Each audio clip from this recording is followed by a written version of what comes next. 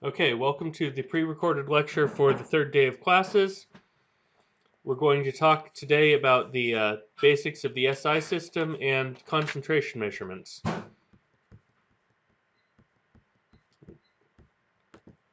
All right, so pretty much in science anymore, we only use SI units. SI stands for System International.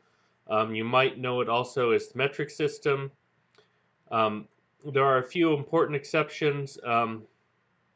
I should note that when I made this slide, I misread a table in the book and put liters down as a non-SI unit when it's a derived SI unit. It's derived from other basic units, and they had the derived and non-SI units in one table, and I just misread the heading.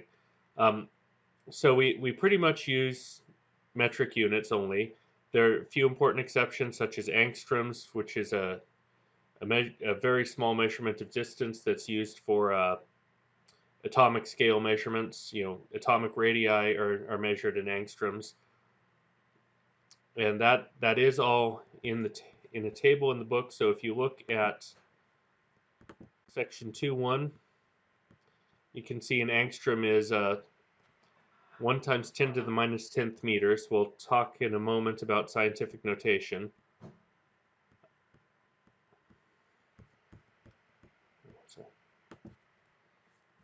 Uh, SI units used to be based on easy properties, such as the boiling or melting point of water. 0 was where water froze or melted, depending on which direction you're coming from.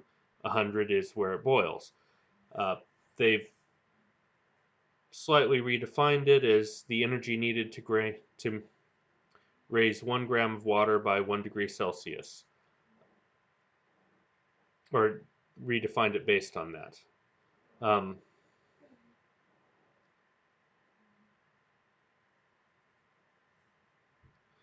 They tend to base things now on more universal constants, such as the speed of light. They're redefining the kilogram based on Planck's constant now instead. It used to be there was a platinum standard stored in a special vault somewhere in France that you know gets measured, treated in a certain way, and that is a kilogram is defined based on what that standard weighs. They're changing the definition so that it's something more universal. And they've been slowly doing this with the metric system over the years. Now, one of the useful things about this system is that it is very flexible in terms of scale. By adding a prefix to the unit, we can change the scale of it. So let's go with distance for one. So a meter is a touch over 3 feet, right? A kilometer is 1,000 meters. So we add the prefix kilo to it, and it becomes 1,000 meters.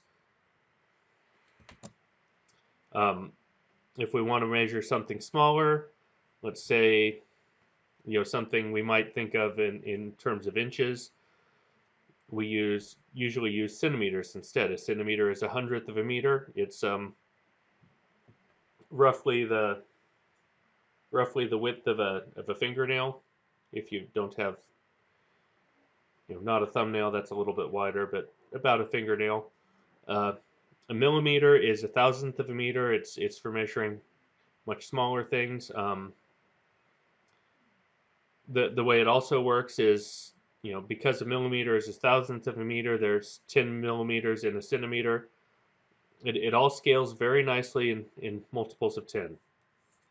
And once you're used to that, it's pretty easy to convert around. The units the prefixes we see a lot of in computing, at least. You see a lot of giga and mega. We're gigabytes, megabytes. I have a 12 gig hard drive, or actually 12 gig would be fairly small these days, but Actually, in this computer, I've got a 1 terabyte hard drive, so it's 1,000 gigabytes, or and I'm pausing because in computing it's actually 1,024 because it's a base 2 system and it gets a little weird. But if you think of it as roughly 1,000, and ignore the change, it goes away. So a lot of larger storage systems are now in terabytes. 10 years ago, that was huge, and if you had 1 terabyte, that was a big deal. And now you're starting to see petabyte systems, so 10 to the 15th bytes on that scale.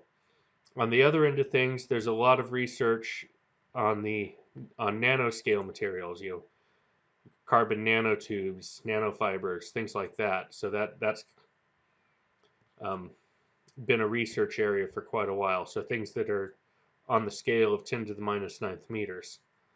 So it's just above atomic scale. Atomic, an angstrom was a 10 to the minus 10th meter. I've been using a lot of 10 to the minus whatever notation. I'm going to assume most of you have run across scientific notation at this point. So if we have a very large number, like this one down the bottom, this is Avogadro's number, in case you're wondering, 6.02 times 10 to the 23rd. This is the number of atoms or molecules that there are in a mole of a substance.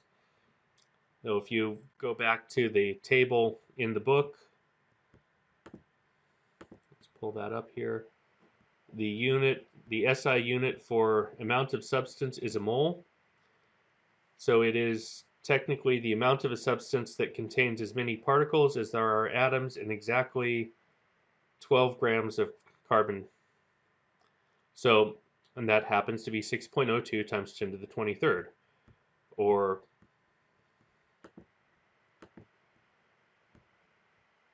let me pull that back up. See, hundreds, thousands, millions, billions. Okay, that's into things I don't know the name of.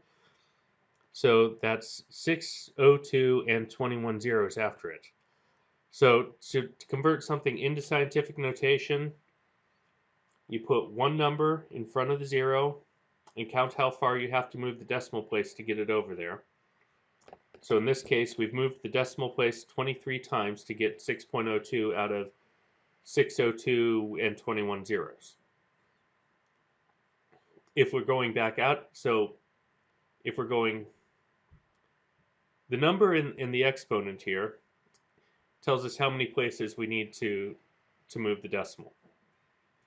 The sign on that exponent of positive or negative tells us which direction.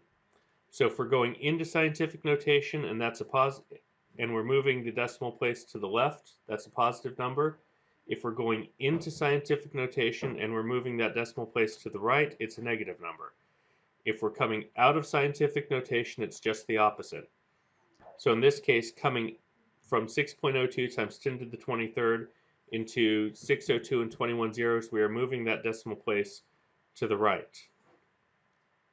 And if it was a negative number, we'd be moving that decimal place to the left to get it out of scientific notation. So the sign gives us the direction, the number gives us how many zeros we're moving things.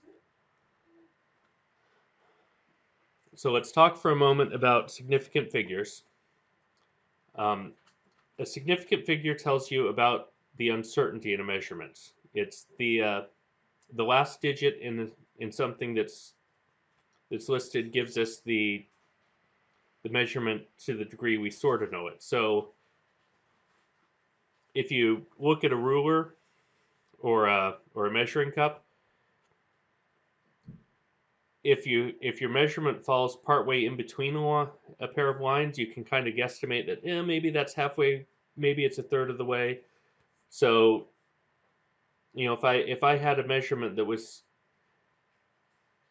12 and 3/4 inches and it was maybe halfway to the 1/8 inch line, maybe I don't have 16th inches on this ruler. If it was maybe halfway, I could say that it was that I sort of knew that it was it'd be 9/16, right? That it was about 9/16. It wouldn't be exact because it wasn't exactly on a line, and I don't have a line there to be exact with.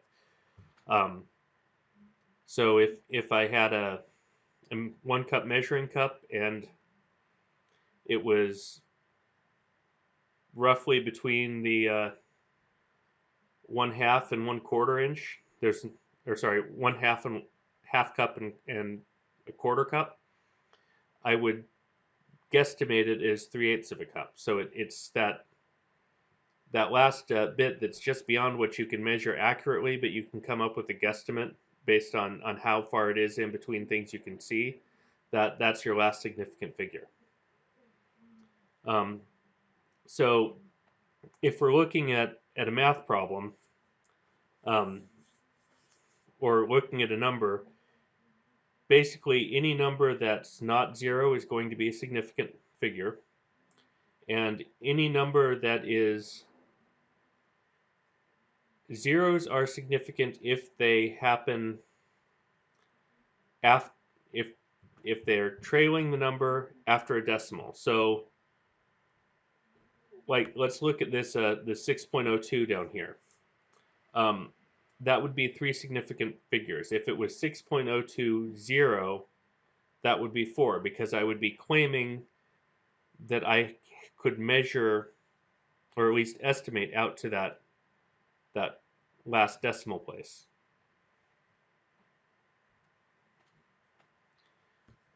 Whereas over here, this is still just 3 significant figures. So scientific notation makes it a lot easier to keep track of significant figures because you only put the significant figures in there.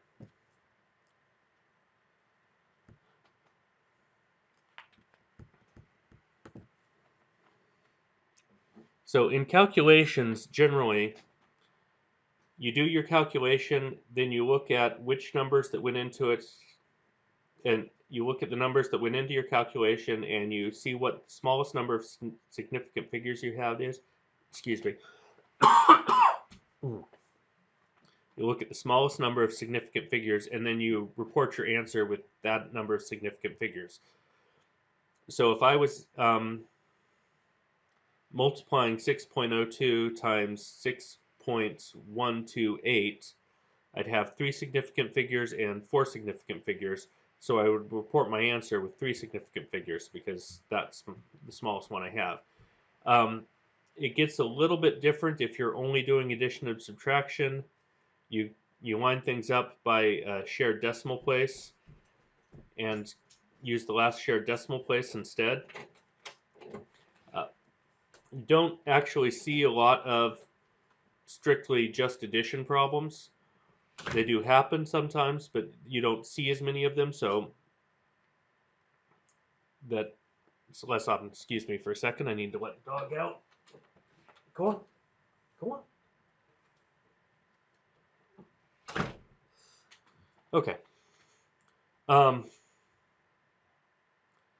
The other thing to do to note when you're doing this is don't round off to the right number of significant figures until you're all done. Carry the extra, a lot of calculations are multiple step things, and if you round things off too soon, you're going to introduce some error that you don't need to have. So carry some extra significant figures around until you're all done, and then take care of it. It's kind of like the answer, how different the answer can be sometimes if you're using 3 for pi instead of 3.14, or if you're looking at the doing some problems in the Pearson math thing, if you just do 3.14 and they want an answer to some number of decimal places and you get it wrong because you didn't use 3.14159 whatever, and it changed that last decimal place. it's kind of like that. You need to carry that extra bit of precision around until you're all done, and then do the rounding. All right, so let's talk about concentration. Concentration is probably one of the things you're going to be most commonly trying to measure in an analytical laboratory. So again, there's a nice table in the book with the common and some uncommon units. Very commonly, you see concentration in molarity, um, which is moles per liter of solution. A mole, again, as we discussed a few minutes ago, is a measure of the amount of material. Um, Technically, there's also a unit called formality, which is also moles per liter of solution. Um, they have very similar meanings with a very slight technical difference. One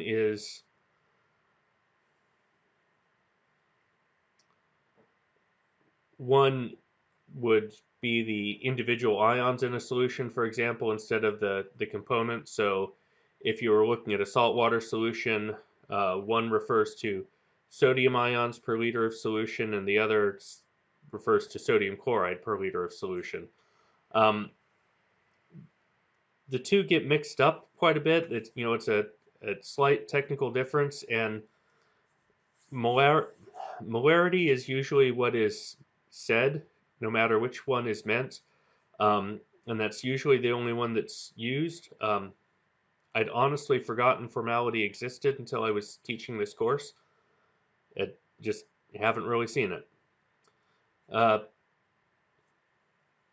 the abbreviation for molarity, if you're going to write it out in abbreviated, it's MOL or a capital M. Normality is a very similar unit. It's equivalence per liter of solution. Um, an equivalent is basically a reaction unit, something that's in the thing that in your compound that can react with something else. For example, sulfuric acid is H2SO4. It's got two hydrogens. I believe it's got two equivalents per molecule. There's a little bit of I'm a little hesitant to say that because sometimes things hold on to that last one, the last possible reaction unit more tightly, so it might have two, but really only one of them's available or partially available, so it gets a little bit dicier than strictly saying two or three sometimes. It's fairly handy in titrations and when making standards for titrations because you can look at the normality of one solution and the normality of another and know how they're supposed to react without having to know much about the chemistry. That being said, it is slightly less common. You see it mostly in some older standards. Most things tend to be listed more in terms of molarity. Sometimes in percentage, as we'll talk about in a moment. Molality, instead of molarity, is moles of solute per kilogram of solvent. So it's amount of substance per mass of solvent. I should take a step back and make sure we're all on the same page in terms of vocabulary. Um, in a solution, you have a solute, solvent, and solution. So solute is what you're putting into the solvent. So a solvent dissolves something, a solute is dissolved, and a solution is the whole thing. So if I've got my cup of water here and I added salt to it, um, water would be my solvent, salt would be the solute, and I'd have a saltwater solution. Um, so you'll note, if we look here, molarity, formality, and normality are all amount of the solute per volume of the whole solution. Molality is amount of the solute per amount of the solvent. Uh, one of the advantages of this is it is temperature independent.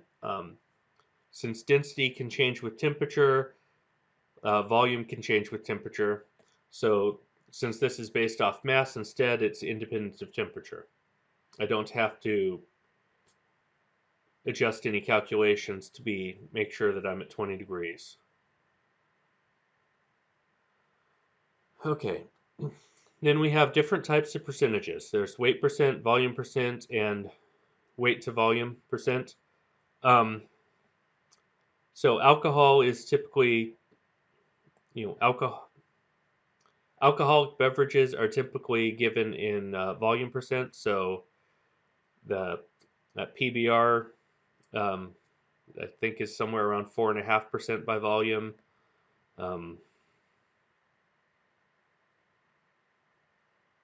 Let's see. I need to remember common ranges for some others. Some of the weaker hard liquors are around 40% by volume. Um, most of them don't get too much above 70 or 80%.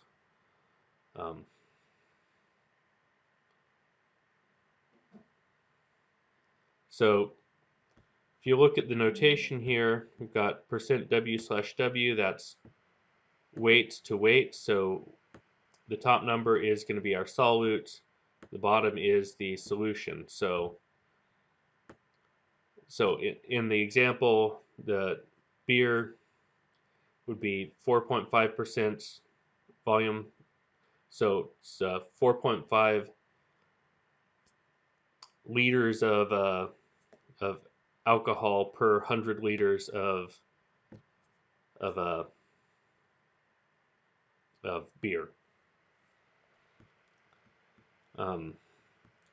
Another unit you see, especially when you're dealing with very small concentrations and looking at things at the detection limits down at the lowest levels, you can measure them. You'll see sometimes parts per million and parts per billion. They are usually, not always, but usually given in terms of weight per weight of solution. In some cases, you can use volume. That's that's common in dilute water solutions and in gases. Gases with the ideal law, if they're ideal gases or approximately ideal, you can use the ideal gas law to relate weight and volume, and it ends up being the same ratio. Doesn't necessarily happen in liquids or solid solutions. Last, we have P functions. The most common example of this is pH. It's the log of concentration. So if you've ever seen a concentration curve for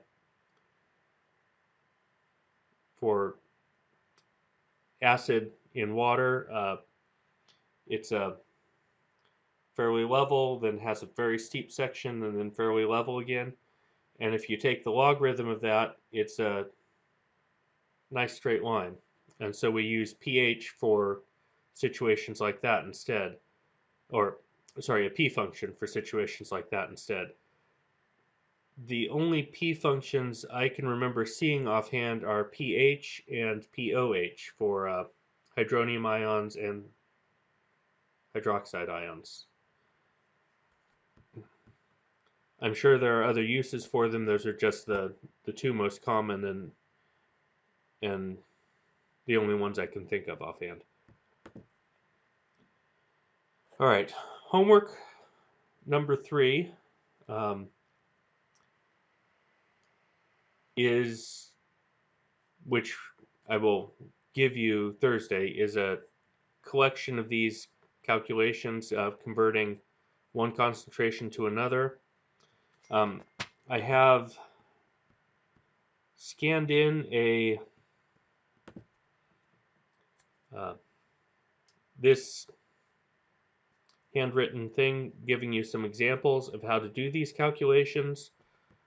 We'll talk about it a little bit more during the actual class session tonight. One of the things I want you to note about this is that I have set things up. Okay, I should have hooked a mouse up to my computer. I've set things up in this format where I've set things up as a fraction, and what that lets me do is cancel out my units like so. So I can get rid of volume of solute, and I've converted that to mass of solute. So if I do that and go through, I can keep track of exactly how I'm changing my units, and I'm less likely to lose track of something. It's easier to go back and see where I've messed up, and I can get from one set of units to another without missing things as easily. I have tried to go through and make sure I've got these complete.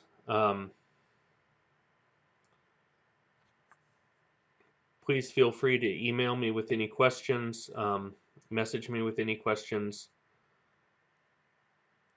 The discussion for attendance today is to look through this and think about the lecture and add anything you're unclear about, what you want me to go over in more detail, or in anything that you can help you get a better handle on concentration conversion calculations. That is it for today. Thank you.